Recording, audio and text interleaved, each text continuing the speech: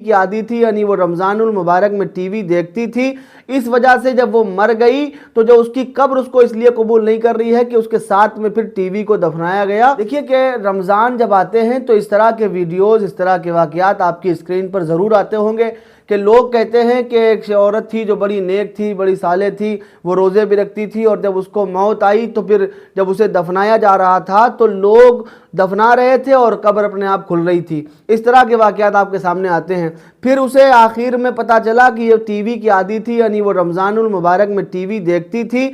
इस वजह से जब वो मर गई तो जो उसकी कब्र उसको इसलिए कबूल नहीं कर रही है कि उसके साथ में फिर टीवी को दफनाया गया, तब उसकी कब्र ने कबूल किया। तो इस तरह के जो वाक़यात हैं जो रमज़ान से जोड़ दिए जाते हैं, रोज़ों से जोड़ दिए जाते हैं, ये किसी तरह का भी सच नहीं है, ये बिल्कुल झूठ है। अवाम को गुमराह करना है, अपने आप को फेमस करना है, अपने आप को प्रमोट करना है, अपने चैनल के व्यूज़ बढ़ाना है, सब्सक्राइबर बढ़ाना है, फॉलोवर्स बढ़ाना है, सिर्फ और सिर्फ ये चल रहा है। लेकिन किसी तरह का ये हकीकत नहीं है, कोई ऐसा वाक़या, सब सरासर झूठ है कि रमज़ान में एक औरत जो थी वो टीवी देखती थी, ऐसा हो गया वैसा हो गया। ये सब रमज़ान आने से पहले वाक़यात ऐसे स्क्रीन पर आते हैं, इबरत के लिए होते हैं, ठीक है, लेकिन ऐसी इबरत भी क्या जिससे जो झूठ फैलाकर झूठ से इबरत बताई जा रही हो, झूठ बताकर किसी को इबरत दी जा रही हो, ऐसी इबरत से क्या फ़ायदा है? क्या सच से इबरत हासिल नहीं हो सकती?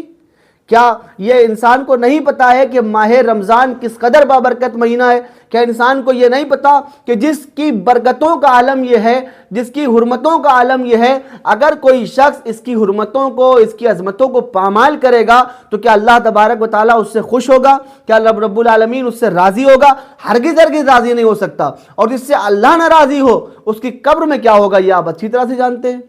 तो ये बताने के लिए ज़रूरी थोड़ी है कि झूठे वाक़ये गढ़े जाएँ, वाक़या ऐसे बनाए जाएँ, ऐसे वाक़यात बनाए जाएँ, ऐसे वीडियोस बनाए जाएँ जिससे इबरत हासिल हो। इबरत हासिल कराने के लिए काफ़ी है, अगर कोई शख्स मोमिन है, अल्लाह का खौफ उसके दिल में है, तो इस बात के लिए वो इतनी बात काफ़ी है कि अल्लाह नाराज़ होगा। माह रमज़ान की हुर्मतों को, अज़मतों को पामाल करोगे, रोज़े ना रखोगे, तमाम बुराइयों में पड़े रहोगे। पहली चीज़ तो यह है कि कोई मोमिन आदमी, कोई मोमिन शख्स या औरत ये तो हरगिज़ नहीं कर सकती कि वो माह रमज़ान की अज़मतों को पामाल करे। ये तो हरगिज़ उससे नहीं हो सकता कि वो माह रमज़ान की अज़मतों को पामाल करे, रोज़ा ना रखे, नमाज़ें ना पढ़े।